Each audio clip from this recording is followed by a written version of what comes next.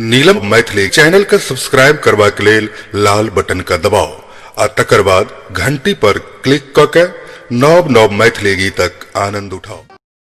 मंगलमय दिन आजो है पाहुन छठियायल। मंगलमय दिन आजो है पाहुन छठियायल। धन्य धन्य जागल भाग है मन कमल फुलायल।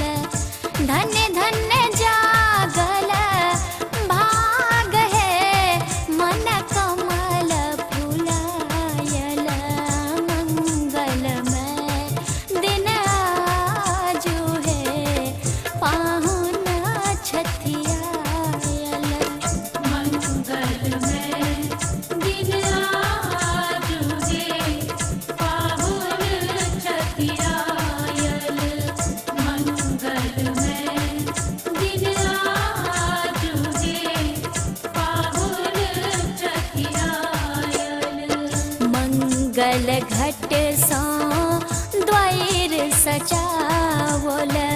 कंचन दिया हम बाहर कलावल।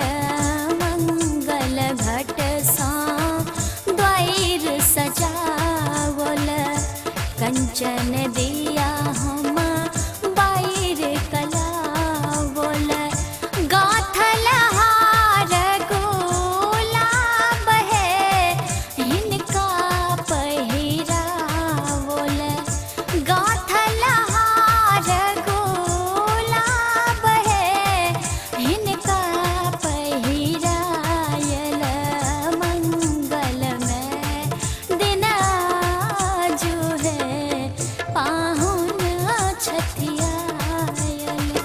मंगलमय दिन आजो है पाहुन छठियायल। परिछन चलियो सखी राम सन जमैया है सोहावन लागे। परिछन चलियो